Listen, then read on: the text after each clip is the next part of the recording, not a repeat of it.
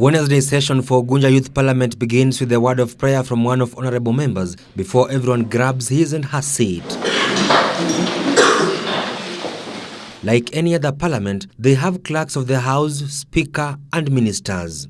In the Ugunja Youth Parliament, I'm the sergeant at arm. My duties are to ensure that the House business are run peacefully. My main post of being clerk of the House, I arrange the House in order before the session starts, and again I take minutes, I confirm previous minutes and alert the House on the motions that are supposed to be held on that particular day.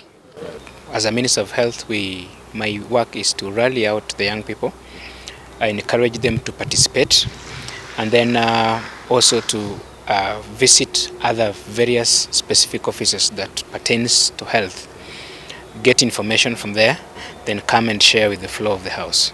Yeah. The CIDP on health. Mr. Speaker, allow me to go through the status report of our health facilities. The first person to open the floor with a presentation is Health Minister Daniel Abong. Allow me, Mr. Speaker, to begin by appreciating the committee members who have done. Together with his health committee, they gathered a report from the leadership on health status, and here is what they got. The county has a plan to have 40 level 2 referral facilities upgraded to level 3. General administration and support services. Planning and support services, the county has a plan to do 1 blood transfusion unit in place, 1 orthopedic and rehabilitation units equipped, 1 functional ICU established, 1 drug rehabilitative unit established, 1 laparoscopy machine procured. Ministers and his team take notes lest they be passed by anyone. On the HIV testing, members raised concerns about forced, Mr. Speaker, forced HIV testing for patients and those who take patients to the medical facilities. They wondered what the word voluntary in VCT means and why it had been changed to compulsory. Every person given a chance to speak is allocated specific time, and if he or she overruns, the clerk is on standby with his bell. Thank you. We are adopting the former parliament system, whereby MPs also would be allowed to come become members of, would become ministers.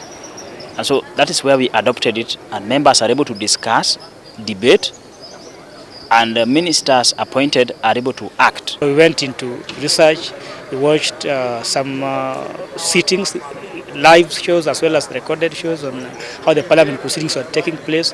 We downloaded the order paper of the National Assembly, so we learned from there. We have the sub-locations are like the current sub-counties or other constituencies. So I'm a representative of Gotosimbo. They meet after every fortnight, and in this parliament we have both employed and unemployed youth who started this initiative in the year 2015. What provoked us to start the Ugunja Youth Parliament was the devolution. Once we got into the acts of devolution, there were some duties that were devolved to county government, and the way they were being done was not policing. We would go for public participation, but sometimes it would be sabotaged by politicians who are thinking that their interest would be voted out. Light moments do not miss in their sittings. According to them, they are determined to fight for youth constitutional rights, and that already their efforts are visible. Yeah, we've had a positive response towards it. In fact, that's why we are finding support from these organizations like AMREF. Right now, we've seen the ward administration coming in, taking our views and planning with the youth. Some of the county officials have noticed, and they are nowadays consulting us even before they make some major key plan, which is an advantage to us. However, they claim that lack of enough funds is a challenge. Currently we are doing it, as you heard Mr. Speaker saying, that it is on a voluntary basis. Like a Minister of Health, I had to get to my pocket and print the copies that we presented to the House. Ugunja Youth Parliament says that it's ready to help other youth across the country set up such initiatives that will influence change in leadership. Fortunately for us, we have a very vibrant group of youths who have decided to do something. So we have a committee that helps us in doing such things, and then also we partner with organizations that that are focusing on the youth issues. In the next 5 years, 10 years, Ugunja Youth Parliament will be able to provide leaders who will lead. Ugunja is one of wards in Siaya County. Others are Olego Songa, Gem and Ugenya. From them we draw an inspiration that indeed youth can. Victor Wetende, Ebru TV.